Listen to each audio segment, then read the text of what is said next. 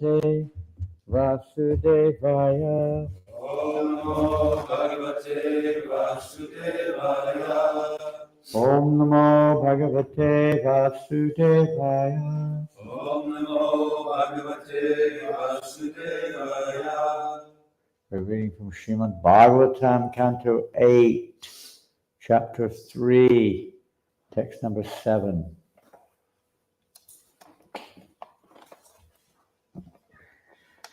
Titled Gajendra's Prayers of Surrender. Please repeat. Didrikshavaha Yasya Padam Sumangalam Vimukta Sangaha Munayaha.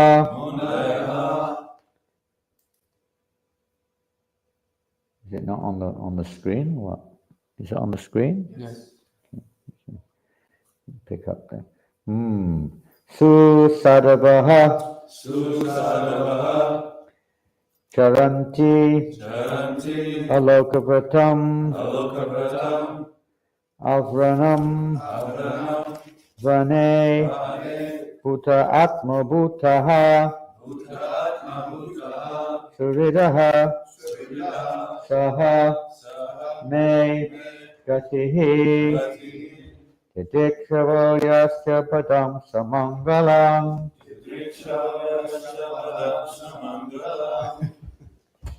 Surprise, surprise. What a nice surprise to see you all again. Hare Krishna. You just arrived?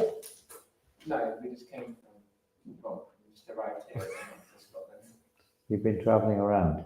No, we moved up here, we're up here now. Oh, you're living in Scotland? Yeah. All right. Family. Where? Near Falkirk. Near Falkirk, huh? Wow. Amazing.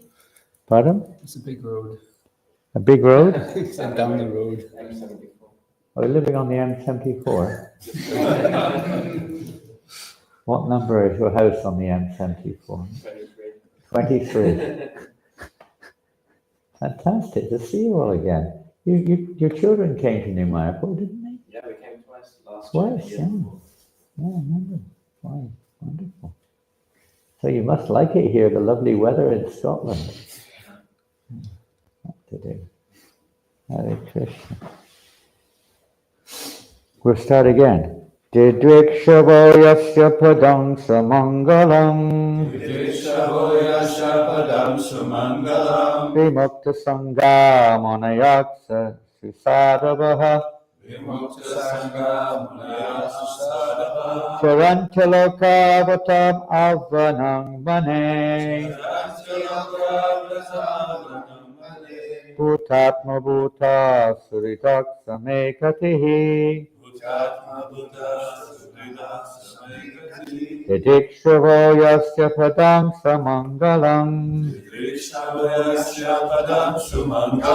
Vimukta Sangha Munayaksa Sadavaha Charantalokavatam Avanam Vane Bhutatma Bhuta Suritaksa Mekatihi Didikshavo Yasya Padam Samangalam Vimukta Sangha Munayaksa Sadavaha Charantalokavatam Avanam Vane Bhutatma Bhuta Suritaksa Mekatihi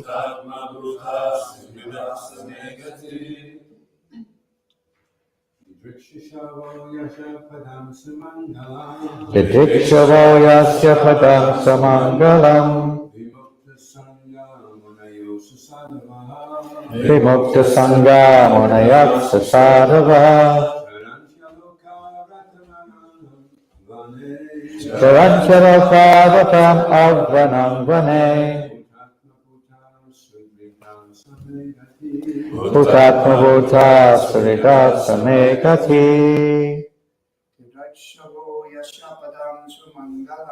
Didrikshavo yasya padam sumangalam. Vimukta sangamanayat susadava. Savanchaloka avranam vane.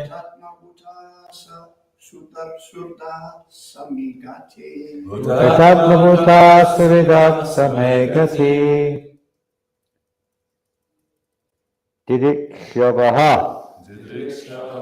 Those who desire to see the Supreme Personality of Godhead, Yasya, of Him, Padam, the lotus feet, Sumangalam, all auspicious, Vimukta Sangaha, persons who are completely disinfected of material conditions. We had a very nice devotee here in the UK, Vimukta Sangha. Did you ever meet him? I don't know, I haven't seen him for so long. You ever see him? You're a Prabhupada disciple. Very nice dude. He was selling on painting stuff, very great at business. He was a long time ago. He'd be 76, 75 years old now. Very wonderful devotee. I think he's still around, but I haven't seen him. Munayaha, great sages. Susadavaha, those who are highly elevated in spiritual consciousness. Charanti, practice. Alokavatam, vows of brahmacharya. Vanaprastha, or sannyas. Avranam, without any fault. Vane, in the forest. Bhuta atma bhutaha, those who are equal to all living entities. Suridaha, those who are friends to everyone. Saha, that same Supreme Personality of Godhead. Nay, my, gatihi, destination. Translation and purport by Srila Prabhupada. Renunciates and great sages who see all living beings equally, who are friendly to everyone, and who flawlessly practice in the forest the vows of brahmacharya, vanaprast, and sannyas, desire to see the all-auspicious lotus feet of the Supreme Personality of Godhead.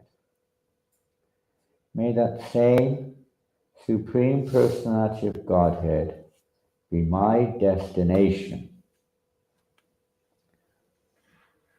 Purport. This verse describes the qualifications for devotees or persons highly elevated in spiritual consciousness. Devotees are always equal to everyone, seeing no distinction between lower and higher classes. Pandita samadarshinaha. They look upon everyone as a spirit soul, with part and parcel of the Supreme Lord. Thus, they are competent to search for the Supreme Personality of Godhead. Understanding that the Supreme Personality of Godhead is the friend of everyone. Sridham Sarvabhutanam.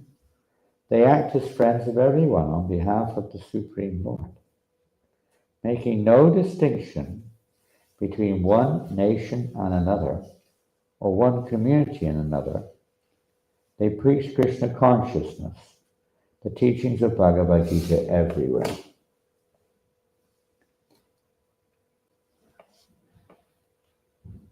Thus, they are competent to see the lotus feet of the Lord. Such preachers in Krishna consciousness are called Paramahamsas. Interesting. As indicated by the word Vimukta Sangha, they have nothing to do with material conditions.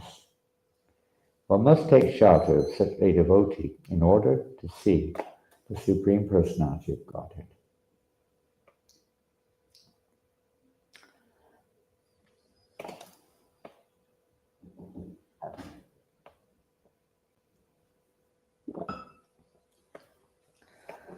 Just a few points here in the purport, which you may pick up a few other points also. One point, which is a simple clarification, here, Prabhupada writes here, such preachers in Krishna consciousness are called Paramahamsas. So, explain that. Who would like to explain it? Anyone else? I'm not denying your offer to explain it, by the way. I just wonder if anyone else would like to venture an explanation. Good. Okay. Anybody else? Is English okay with you? Yes. Perfectly okay. But Paramahamsa is not a very English word. Yeah, it's not an English word, no.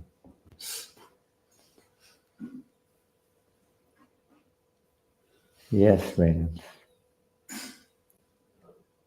Prabhupada says that because one who has understood Louder if you can. one who has understood the preaching and distribution of books is the essence, is Paramahamsa. That's what I think. Very nice point. Very nice point. The preaching and distribution of books is the essence. Okay. How is it in relationship with Paramahamsa means? What does Paramahamsa mean? Swan? Swan. Is it something like supreme swan or something? You're right. You're in the right direction. That's for sure. Param is supreme, isn't it? Supreme, yeah. And isn't Hamsa meaning like Swan. Yeah. Topmost swan-like devotee, isn't it? Paramahamsa. Topmost swan-like devotee. Paramahamsa.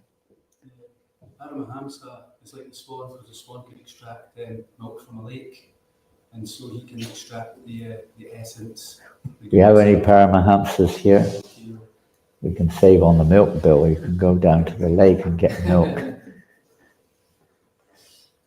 Yes, that's one of the characteristics. Well, one of the, you can say, the examples given of the Paramahamsa. There are many different examples could be given. That's one of them, Paramahamsa. But in regards to this statement here, such preachers in Krishna consciousness are called Paramahamsas. Is that what we normally hear? Yes and no, but we don't normally hear that. What do we hear? Preachers are? Madhyamadicaris. Generally Madhyamadikari, which is, in terms of Paramahamsa, what would it be called? Well, Paramahamsas are normally termed Uttama. But when we use the word Paramahamsa, we're often referring to the topmost devotees, who generally are not known. Now, there's an interesting line before that, making no distinction between one nation or another, or one community or another. They preach everywhere. Now, normally it's the Parivrajacharya who travels and preaches in the order of sannyasa or renunciation. Anyway. They're Parivrajakacharyas, they're going everywhere preaching. And yeah, you can say they're Madhyamadikaris, if we say Paramahamsas, Uttama. So what are the characteristics of a Madhyamadikari? They distinguish, don't they? So here it says there's no distinguishing. So what's the correlation between these? they say you treat everybody equally by treating everybody differently. Well, that's a kind of like you could say an angle of vision when you say the way we distribute or preach Krishna consciousness by Harinam Sankirtan Party. But I get the point here that what we're hearing here is that the real preacher is a Paramahamsa, is Uttama Bhagavan. And he takes the role, which Prabhupada says, of a Madhyam in that sense, and travels and preaches. He's not a Madhyamadikari, he's not on that level of distinction, but for the sake of, let's say, preaching the message of Krishna consciousness, that soul, a Madhyamadikari isn't on that level normally of being able to really see every living entity spiritually, seeing the soul. Vidyavanaya Sampane Brahmani Gavi Hashmi Shunichaya Shapati Chapandita Samadarshana. Prabhupada refers to that verse here. He's absolutely equal. We're maybe not on that platform, and it's a fact. Madhyamadikari is not. We can't see that. Even Prabhupada said, do you see every, one man was saying, do you see the soul in everybody? Prabhupada says our equality is that we preach Krishna consciousness everywhere. To anyone. We're not necessarily seeing the soul in every living entity as such. Theoretically, we understand that. But we can't imitate the Paramahamsa or the Uttama Bhagavan.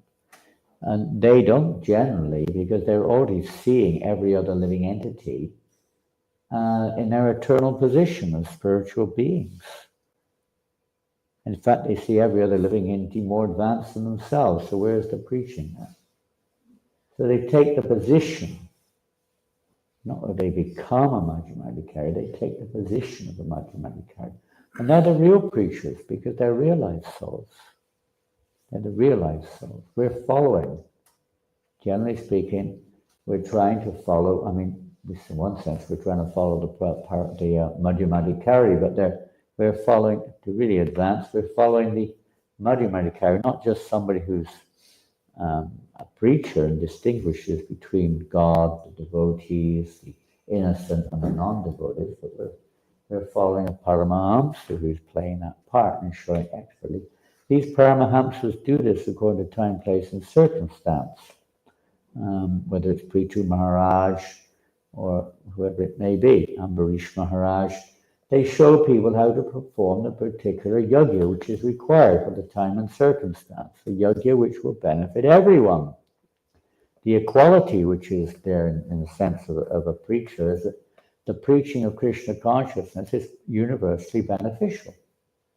It's good for everyone. Whether you like it or don't like it, everyone still gets some benefit there from the Sankirtan movement. It's equal to all. Open to all. Of course, we can say it depends on the reciprocation of the receiver. But they still get something, even if they're negative. So this is the mood for the Uttama Adhikari. Of course, he can do that. And Prabhupada was able to, of course, he could preach anywhere to anyone, practically speaking, no doubt about that. But he told us that we should be a little bit intelligent and use a little discretion. Madhyamadikari distinguishes between the two. Generally, the Paramahamsa doesn't. He doesn't. He's transcendently situated, absorbed in spiritual absorption in Krishna consciousness and so on, and sees everyone as a spirit soul. So they take that, they step down, probably uses the term, step down to the level of a madhyam in order to preach and to show the example so we can follow and be a part. But the essential feature is mentioned here, one must take shelter of such a devotee in order to see the Supreme Personality of Godhead. Madhyamadikari generally doesn't see. He acts in a way, in other words, in one sense, he's acting on that and he's kind of acting on that liberated platform, but we're not actually seeing with the eyes of a Paramahamsa or a liberated soul, but we're acting, following in their footsteps. And this is the means by which one can come to the platform of understanding, personality of Godhead. Prabhupada quotes the verse in the Bhagavad Gita. Which verse does he quote here in terms of a friend of everyone? Pardon? You're on the right track there. What about? Yeah, Suridam Sarvabhutanam. The friend. It starts with Bhoktaram Yagatapasam, doesn't it? Sarvaloka Maheshwaram. There are many verses in the Bhagavad Gita. That verse particularly refers to the Supreme Personality of Godhead equality, because everyone is part and parcel of the Lord. Everything comes from Krishna. It's all his energies, isn't it? Just manifested differently, but they're all energies of Krishna. So everything into Krishna. Maybe your finger is diseased or something, but you're very concerned for it. You may have to put it under some medication of some kind. You take great interest. So the Lord, even in the fallen conditioned souls, Krishna takes very great interest in their welfare, you could say. And he doesn't just ignore them or write them off as, dead loss. You okay?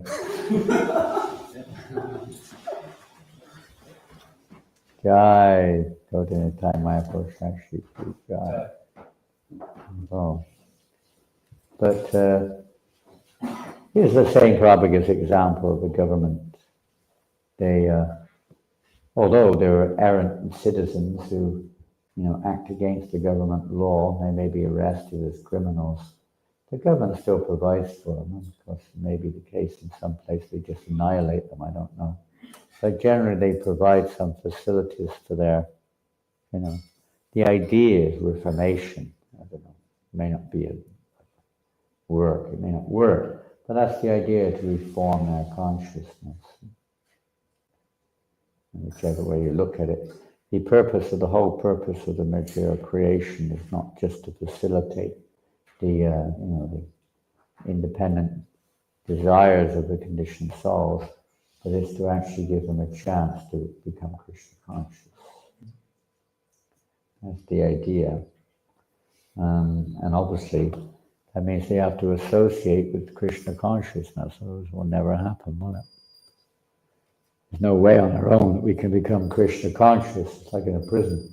If everyone in the prison is a criminal, it's pretty hard to change one's criminal mentality. It's by association.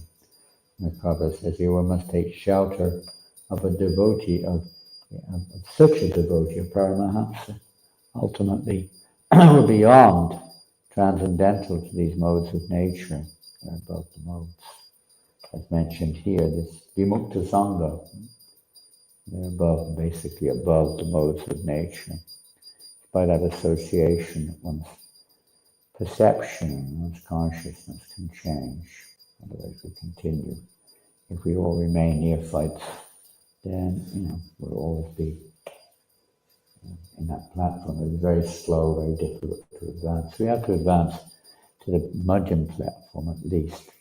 And then ultimately we have to follow an Uttama Bhagavat if we want to transcend this material world. That's the idea.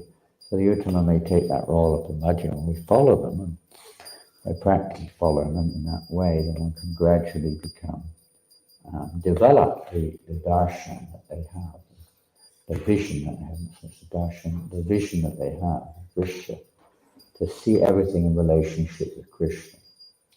We may not see it in the sense of the totally spiritual eyes, but we're learning to see everything in relationship with Krishna. Isn't that a fact? Is that not what it is? Isn't it? Let's get the Bhagavad Gita. Do we have a Bhagavad Gita here? There we are. Thank you. In the Bhagavad Gita, we find many times this vision. I think we do. Maybe I'm wrong. If you read the 26 qualities of a devotee, of which you may be aware of some of them, are they pinned up on the notice board somewhere, Shikha Prabhu? The 26 qualities? No, it's nice to put them up. Pardon? Put them up up on the board there if you can find 26 qualities of a devotee. Nice to see the qualities. It's time for. They did pretty good. They did pretty good. They lasted almost 13 minutes. That's pretty good. Where do they go to school? Somewhere in Falkirk or what? Homeschooling. You're homeschooling. Huh? You're homeschooling. You're working, are you? You're the worker. Something like that. Good.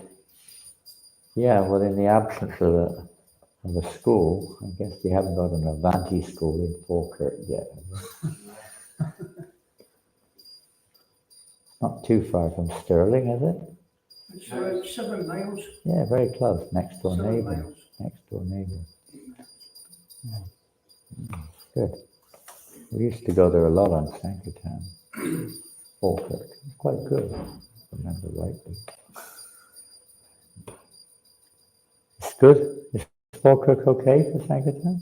We went there twice last year. The first day was good. The second day was okay. It was okay for him. It was okay. It was okay. Probably been overdone, probably. Yeah, the 26 qualities of a Vaishnava.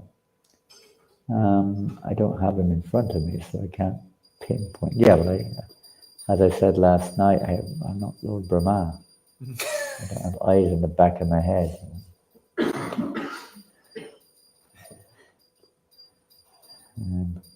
I don't think they're listed here. I'd have to have a list. It's a long time. But we used to have these 26 qualities when I first visited the temple, maybe the first month or year, I don't know, but quite a while. They were on literally every door. Every door had a copy of the 26 qualities pinned on them. Even in the bathroom, when you're there doing what you do in the toilet, they were on the wall facing you there. You could memorize them as you do what you do. Well, you have to sit down, not the one that goes the other way. Which way you go when you do it, anyway, I forget that. But they were in the toilet anyway. And they were on pretty much every door. The idea was to remember them. I don't remember them now. I probably remembered them then. But how a devotee is a kind friend to every living entity, isn't he? Just like the Goswamis. Now the Goswamis, 6 Goswamis, Diro Di Rajanopio Piyakaro Nimatsaro Pujito. They're equal friends to both the gentle and the ruffians. Of course, in Scotland, you only have gentle people in Scotland. How many ruffians up here? You don't know what they are, do you? There's a lot of substance abusers in Scotland. Excuse me? A lot of substance abusers. Substance abusers? Yeah. Substance abusers. Like it. That's an interesting term. A very kind way of saying things. We just, and maybe I mentioned it last night in class or not, I can't remember, but we just came from New York a few days ago. And it's quite a surprising change since the last time I was in New York, at least. The whole time, I mean literally the whole time we were in Manhattan, the only thing you could smell was pot. Nothing else. Every square inch. The whole city smelled of pot. You know what pot is? The whole city. He's getting excited. He wants to go to New York. Even if you don't smoke, you're inhaling it all day long. It's incredible. It's just like the new smell of New York. Yeah. Whether you call that substance abusers or not, I suppose you could. Maybe it makes people a little bit more dull, a little bit more peaceful in many ways. But aside from the abuse of substances, some people are overly affected by the mode of ignorance and can very easily become aggressive or angry, isn't it? quite easy. It might be related, of course, to the misuse of substances in many cases, but not always. Some people have just got that conditioning, karmic conditioning, and or they're naturally criminal by nature. Of course, you use, again, discrimination of the Madhyamadikari that purposely go there. We do give the opportunity. We do give that opportunity. Prasadam, the holy name, sometimes books. But devotee doesn't have anything against anyone. We have no friend or enemy from the material perspective. Because everyone's Krishna's part and parcel. And Krishna's in the heart of everyone. Krishna's there. In their heart, guiding their wanderings according to their karma and their desire. Guiding their wanderings. So we see Krishna's hand working. We may not see Krishna. We may not see the soul. But we see Krishna's hand at work.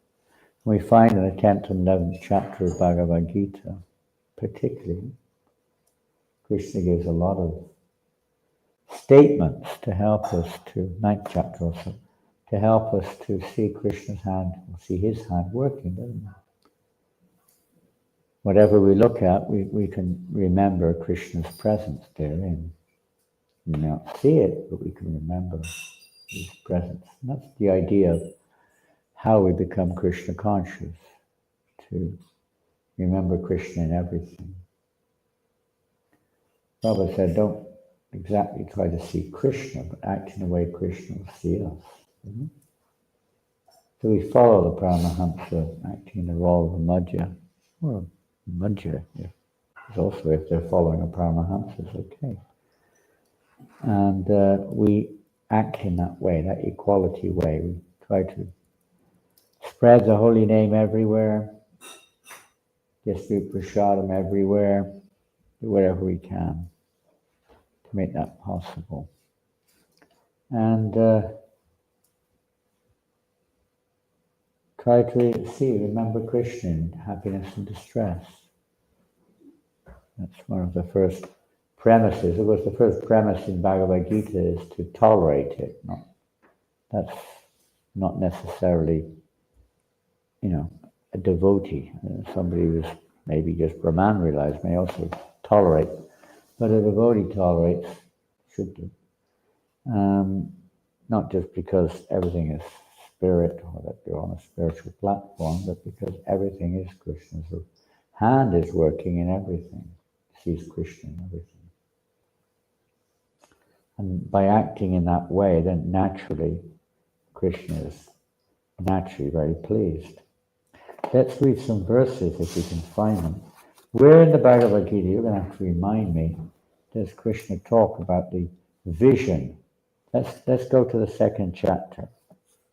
You can remind me of other places.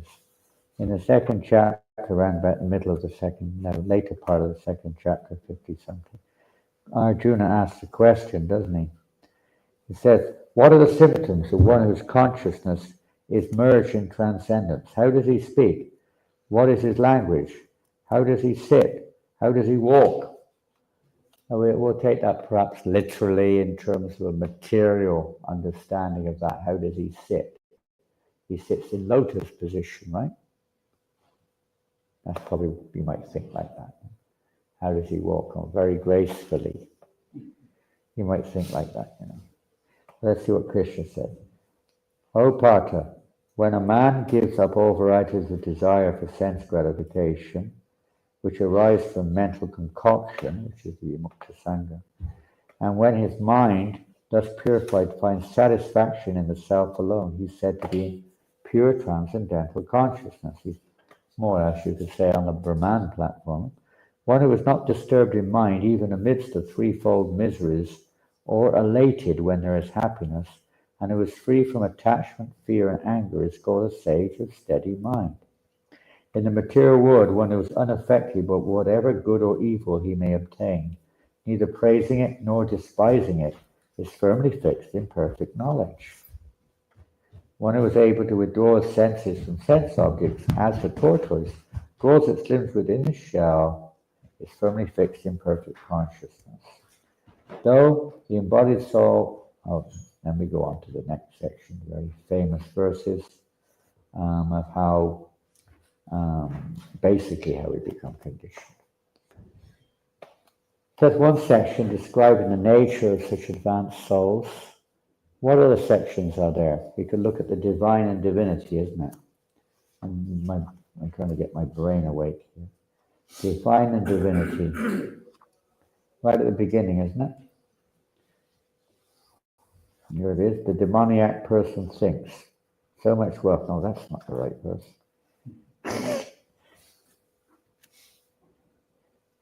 Right at the beginning, Krishna explains the divine. Here it is. Long purport.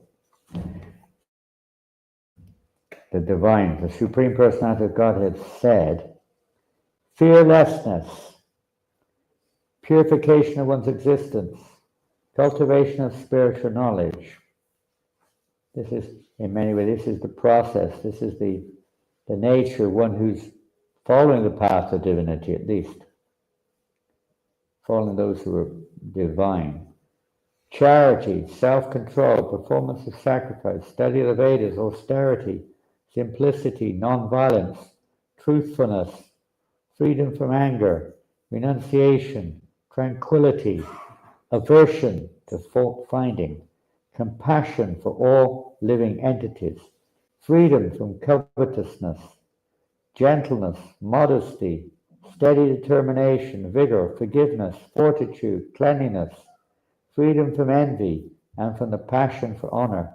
These transcendental qualities, O son of Bharat, belong to godly men endowed with divine nature. So we try to associate with those who have these qualities, these divine qualities. If we look in the third canto Srimad Bhagavatam, which you probably don't have here, what's that verse? Tikshva Karunika. Who knows that verse? Lord Kapila Dev. Tikshva Karunika. Yeah, we used to know all these nice verses. I don't think it's quoted in Gita. Let me see. Yeah, if you don't use them, you lose them. I don't know in this version if it has this. Yeah, oh yes it does. It's good. Some of the versions don't have it. It's so small, I don't know if I can read it. Saving paper, I think. My word, it's so small. Tiny. No, it's not quoted in here. If anyone can, I'm sorry I jumped over your 26 qualities here. Find it on your mobile. Titikshava Karunika, third canto, chapter 25, maybe text 24, some 22, 23, something like that. 21, okay, there you go. Show it to me. You can't go straight there, huh? No, it's on the board. Huh? It's on the board? Good. Here it comes. Oh, it's gone. Not one's. Huh? Stop. Suda Sarvadehinam. He's friendly to all living entities. Suda Sarvadehinam. How you're friendly may vary. This being equal to all doesn't mean everyone's the same. They're the same spiritually, but they're different conditions. So we relate to people accordingly. And Krishna says the same thing, doesn't he? If they surrender to me, I reward them all. Reciprocate accordingly. The symptoms of a sadhu are that he is tolerant, merciful, and friendly to all living entities. He has no enemies. He is peaceful. He abides by the scriptures. All of his characteristics are sublime. Equal to all. Friend of everyone. And then, such a nice purport. We don't have much more. We should have all day to read this. A sadhu as described above is a devotee of the Lord. His concern, therefore, is to enlighten people in devotional service to the Lord. That is his mercy. He knows that without devotional service to the Lord, human life is spoiled. A devotee travels all over the country from door to door preaching. Be Krishna conscious. Be a devotee of Lord Krishna. Don't spoil your life in simply fulfilling your animal propensities. You have to tell them in Falkirk and Stirling.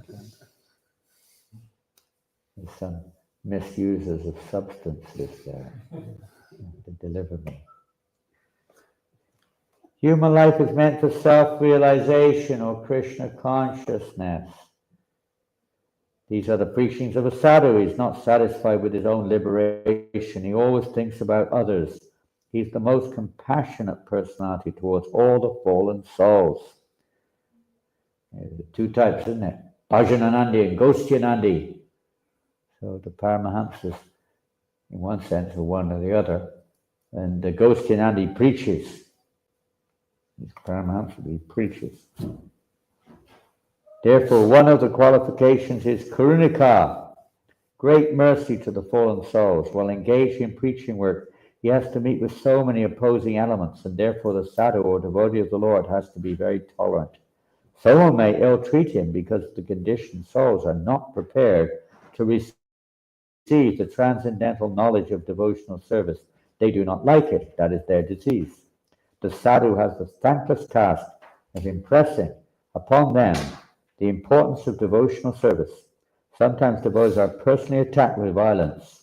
Lord Jesus Christ was crucified. Haridas Thakur was caned in 22 marketplaces, and Lord Chaitanya's principal assistant, Nityananda, was violently attacked by Jagai and Madai, but still they were tolerant because their mission was to deliver the fallen souls.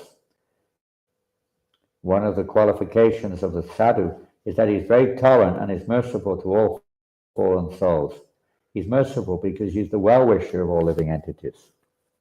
Panchakalpatrubhyas Chavi. He's a well-wisher of all.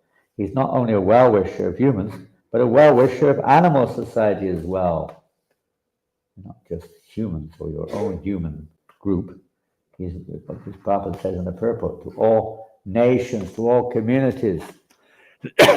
He's merciful to all living entities, no matter what they are. He treats them for their benefit. The devotee of the Lord not only does the human being have a material body, but other living entities such as cats and dogs also have material bodies. Rabbits and hamsters also have material bodies. The devotee of the Lord is merciful to everyone. Cats, dogs, trees, etc. He treats all living entities in such a way that they can ultimately get salvation from this material entanglement. Shivananda saying, one of the disciples of Lord Chaitanya gave liberation to a dog by treating the dog transcendentally. There are many instances, and there's a Paramahamsa, Shivananda saying he delivered a dog. We may not be able to do that, but we can give the dog prasadam, beginning of its liberation. Well, they may hear something, and they may not understand what they're hearing when you chant Hare Krishna. You can't generally sell a book to a dog. Have you ever succeeded there? Selling a book to a dog? Or cat? Not yet, huh? Dog-like mentality, maybe, but not a little dog.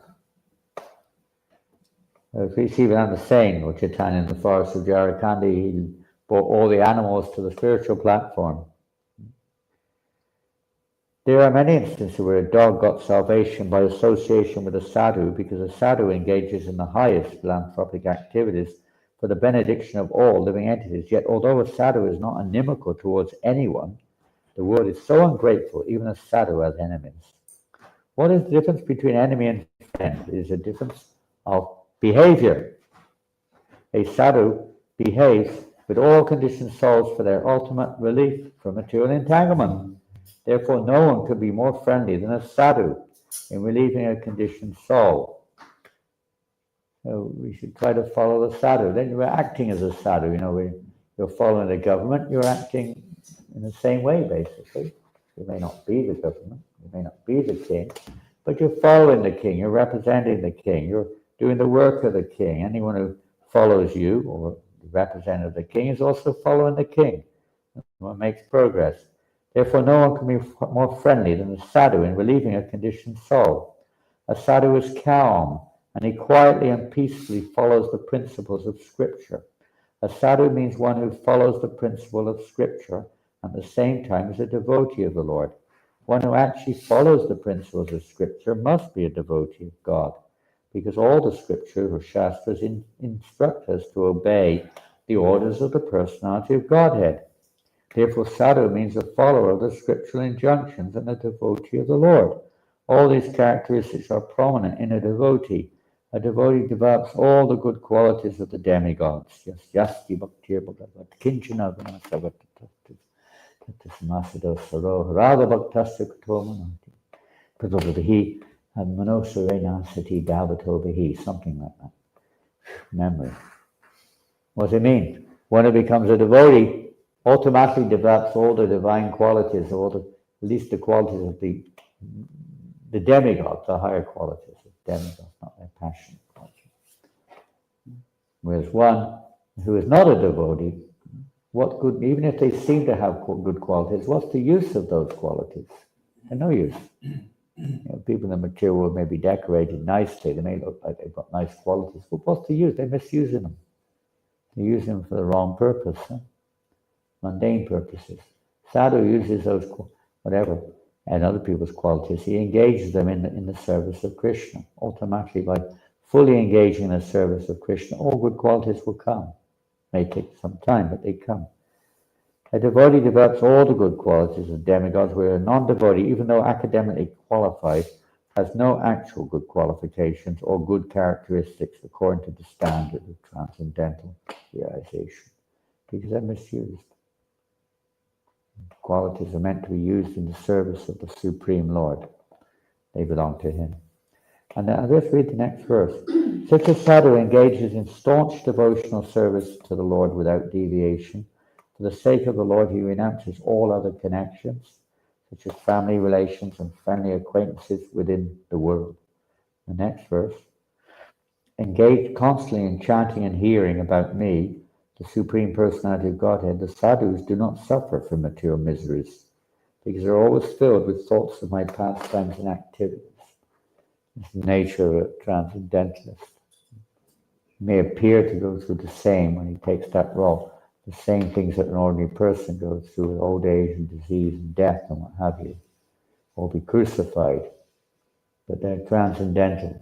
They're absorbed in thoughts of Krishna. And this is, again, a lesson to learn for us. The more we try to, when we're, suffering, we're kind of always suffering, but when we're aware that we're suffering, it's a good incentive to remember Krishna. We should try to remember that. We may be a little bit motivated or whatever, but it's a good incentive to practice that. And one of the main lessons of this Gajendra Moksha pastime is that, where Prabhupada, I don't know which we read it or not read it, but Prabhupada says in this section that you should practice chanting various mantras. So that when that time comes, like Gajendra, when he was in a helpless situation, basically, he was nothing more he could do. He just suddenly he remembered his previous lifetime, and he was able to recollect from a previous lifetime verses, prayers, praying. His prayers to the Lord are a result of his previous practice. It's out of nowhere. So Prabhupada said we should also do like that, by more practicing chanting, not just the Hare Krishna mantra. Prabhupada refers to Chintamani, Prakash, the Brahma Samhita, and other similar prayers. We should chant these prayers so they come, they're there in our consciousness, and they come when they automatically. The more we practice, the more our consciousness will be pervaded by these verses and this remembrance of Krishna when the time comes. And the next verse, which is wonderful. O my mother, O virtuous lady, these are the qualities of great devotees who are freed from all attachment. You must seek attachment to such holy men. For this counteracts the pernicious effects of material attachment. So that's the system, is to associate with these devotees. We haven't got time to read the purport, it's a very long purport. And probably the most, well, along with Tadiksha Karunika, Sridham Sadhubhushan, whatever it is, along with that verse, this verse is possibly the most quoted. Satam pasangam mama virya sangvido bhavanti vidkana vasayana kataha Tadoshanarashva bhagavatmani shridavati bhakti anukrameshyati. In the association of pure devotees, discussion of the pastimes and activities of the Supreme Personality of Godhead is very pleasing and satisfying to the ear and the heart. By cultivating such knowledge, one gradually becomes advanced on the path of liberation, and thereafter he is freed and his attraction becomes fixed. Then real devotion and devotional service begin. Very wonderful verse of Lokapila. So by associating with those devotees, cultivating devotional service under their direction, gradually our attachments or our misconceptions or imperfect perceptions in this world are rectified. We start to see things in relation with Krishna instead of just ourselves or someone else, but in relation with Krishna by being in their association. Everyone here knows that when you're in association with advanced devotees, we start to see things in relation with Krishna, isn't it? Of course, they remind us in so many ways, but that's their business, is somehow to remind us of our relationship with Krishna. By associating in that way, gradually, the heart becomes purified of all the coverings and misconceptions and so on. We also start to see things like that. We may not be on that level, but when we start to see things like that, then real devotion service begins. When it's no longer tinged and anyabilasita shunyam jnana kamajinavitam. It has no other motivation. And akulyena Krishna Nushila means following, Anushilam, following these great devotees, we cultivate devotional service. We become pure in our practices in time. But we have to hear from Guru Shastra Sadhu carefully and learn how to apply it. We need help how to apply it. Otherwise we tend, with our imperfect or our conditional perception, to choose the verses that fit our imperfect vision, our imperfect ideas, our materialistic ideas. And that's a common one which we do. We find a verse which justifies our conditioning, isn't it? And then we make a whole argument based on that to try to establish ourselves in some sort or another. But the whole idea of Krishna consciousness is the change of heart, change of perception. That's evoked by association with those who have perfect vision. Essential verse in the 4th chapter of the Bhagavad Gita, isn't it? Tadvidi Panipatina. Where else in the Bhagavad Gita does Krishna talk about this vision or this nature of the transcendentalist? 13th chapter, I think, isn't it? Maybe in the 3 modes of nature also, I'm not sure, but I think in the 13th chapter. Here. This is nice. It's not exactly, but it's very nice. What is knowledge? What is knowledge? It does cover many of these things. What is knowledge? Now, obviously, for most people, knowledge means some material learning, history or geography or mundane science, whatever it is, that type of stuff. But here Krishna says, humility. Humility, the first point of knowledge. It doesn't sound like knowledge. Pridelessness to an ordinary person. Non-violence, tolerance, simplicity, approaching a bona fide spiritual master.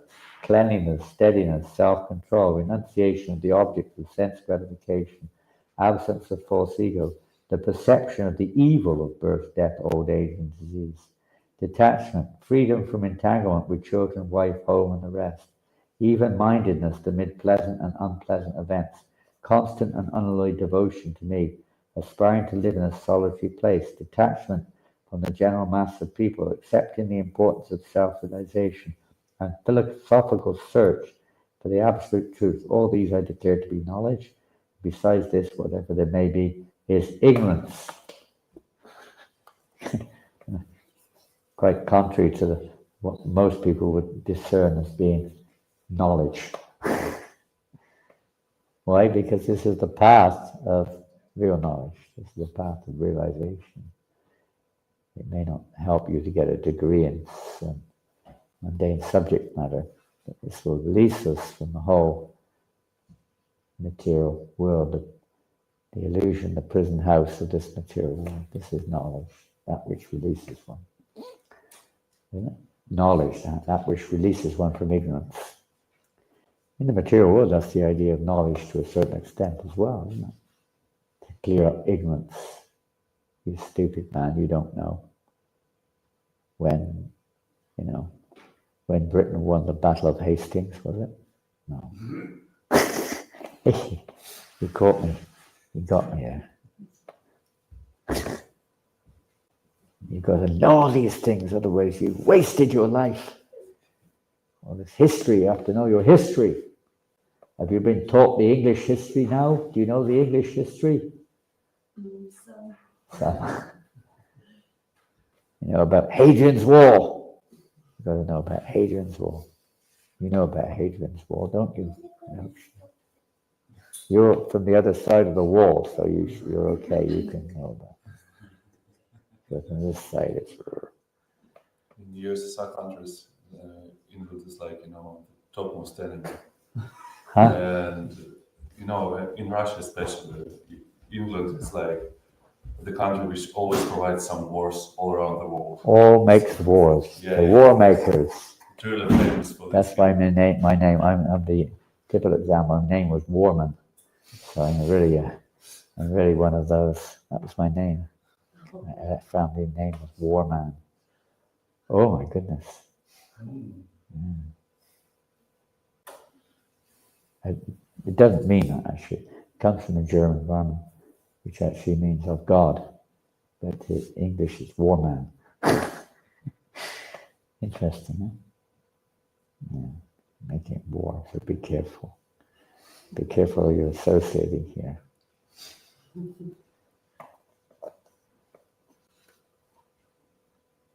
And here's a whole bunch of them in nature and enjoy it.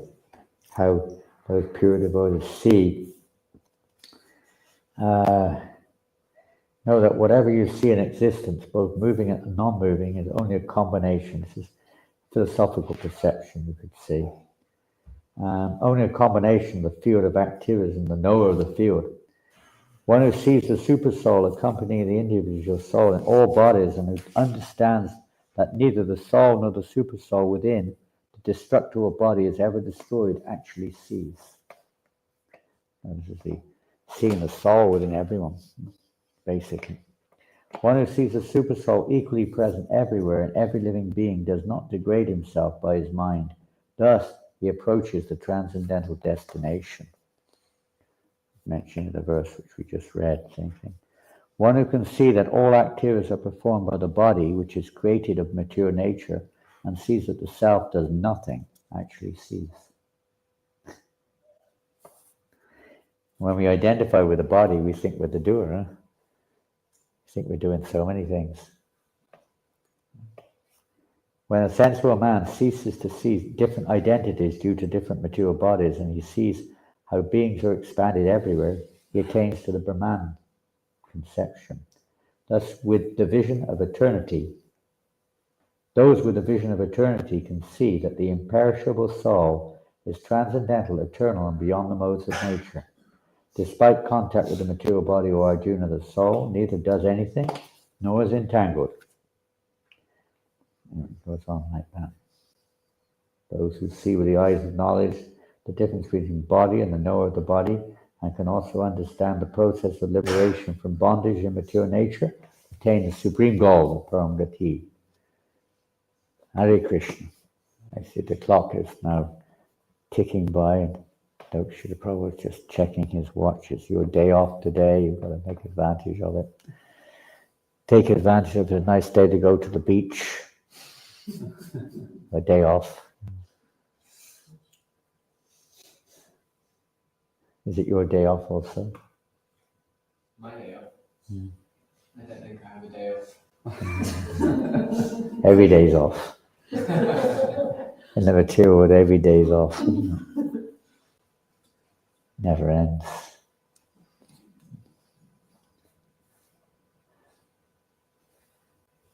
So many, unlimited subject, but the essence is to associate with such a personality who has that transcendental vision. directly or indirectly, but at least to follow the instructions which they give, the examples which they give. We follow their path, and gradually we can progress towards that destination, that supreme destination. Back to Godhead.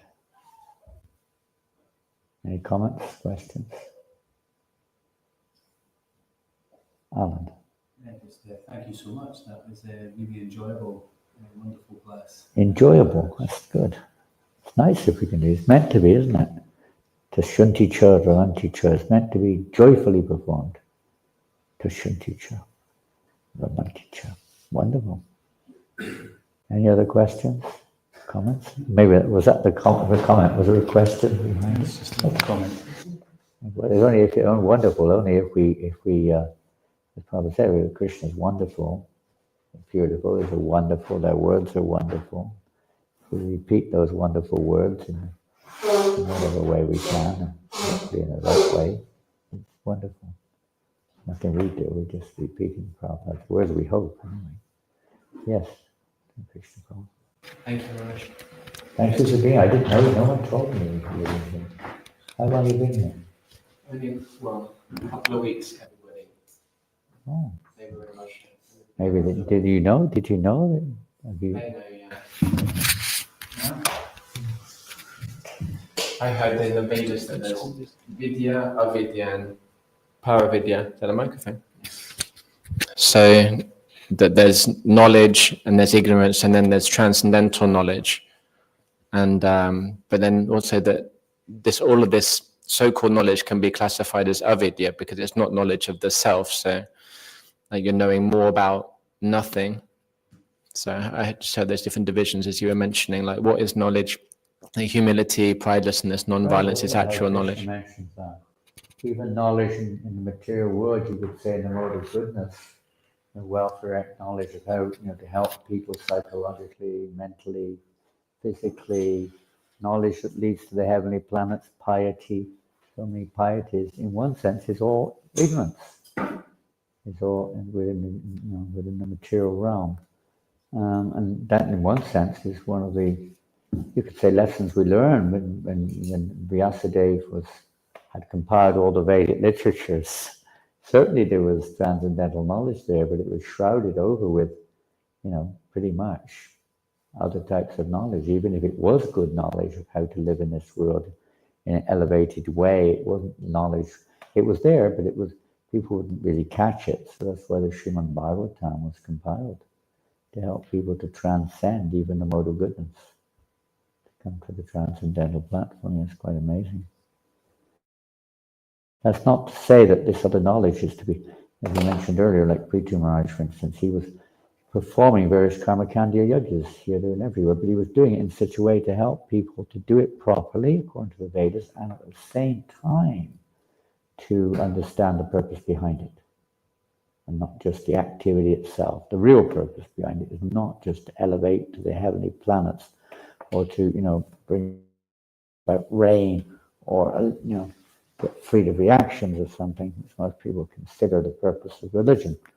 But the actual purpose is, of course, to become Krishna conscious or God conscious. So we do it in such a way. We do this, devotees could or should maybe do the same thing. They may also take advantage of that. I was with Janananda 2 days ago, and you were there when he was there in Soho Street? Or you? No, I know he's in London. We were in contact, but I wasn't. You were living in the temple when he was there? Yeah, we were. You joined with Mahajuti was there, didn't you? Yeah. And then you were also there when Janananda was president there? Or? Yeah. Okay. So, then he was doing some yajnas. Of course, they're probably devotees, but even if they're not, when a devotee does these type of things, and not that we have to do that, by the way, but he's doing it, and then they try to Krishnaize these things. We take advantage in the month of Kartik. Now, I don't know if you do it here, but in Malaysia and many countries, they do I don't know how many, 10,000 programs or something during Kartik.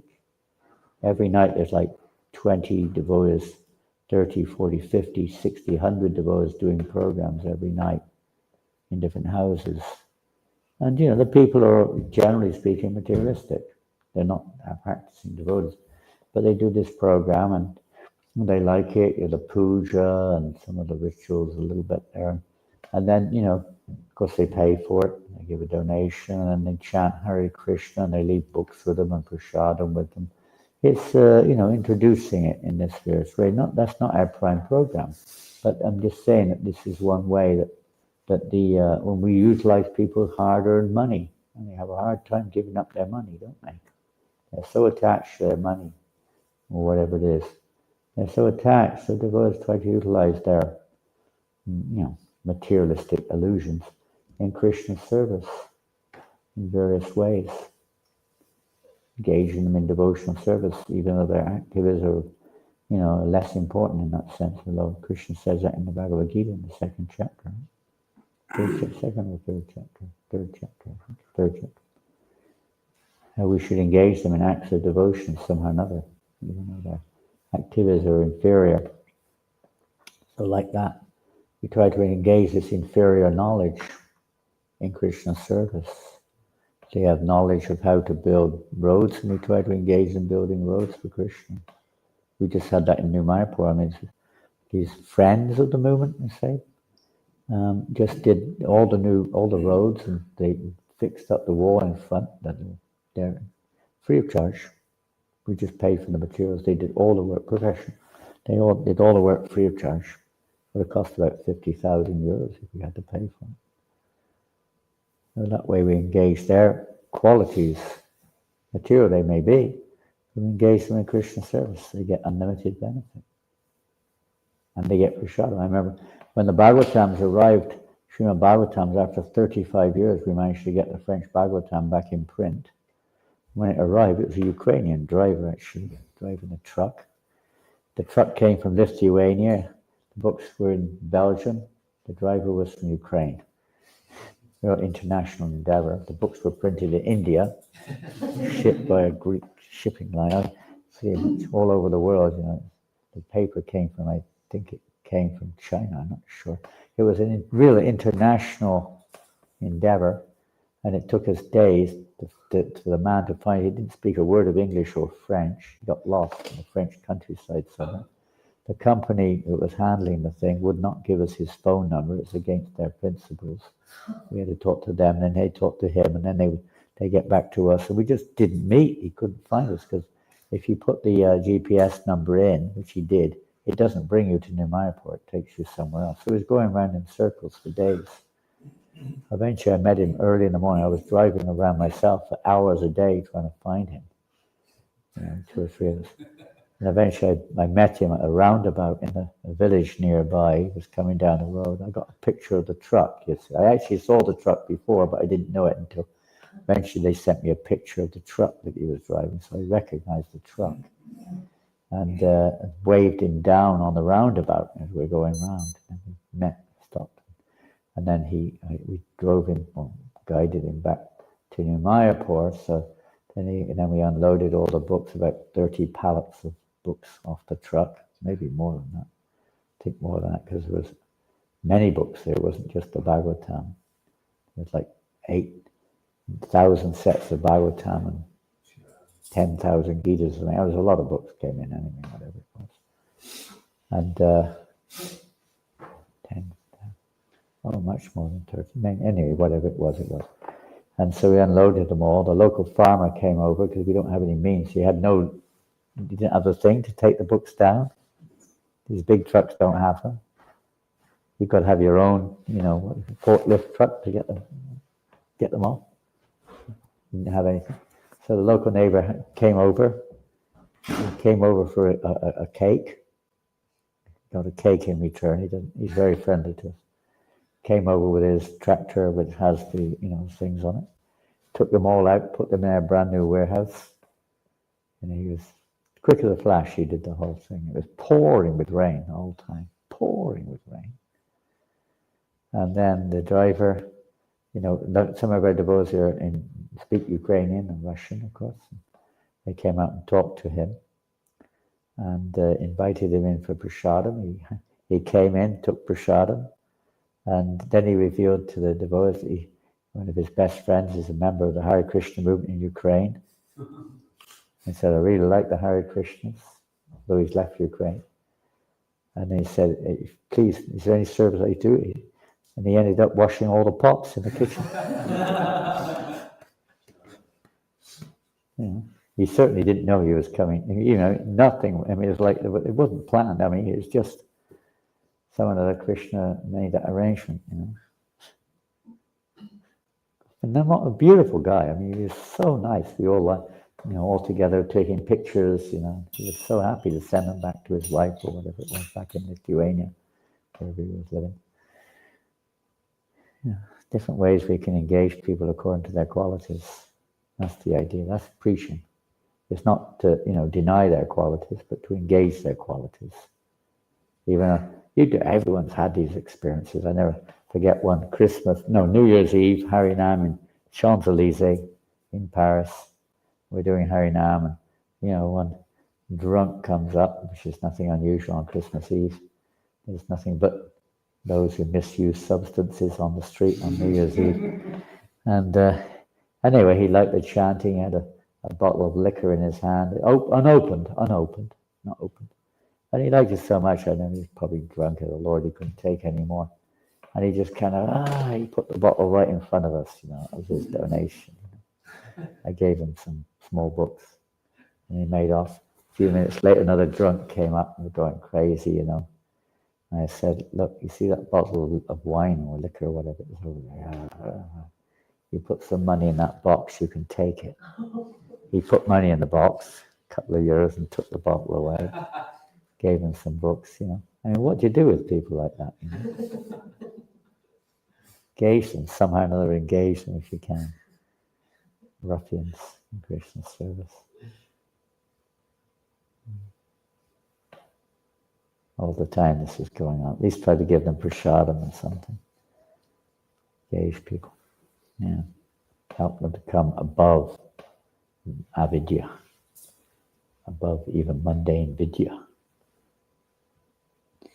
A kind of reflection of the transcendental knowledge. Okay, Srila Prabhupada Ki Jai. Hare Krishna. Janananda Goswami Ki Jai. What do they do in Falkirk? What do people do there?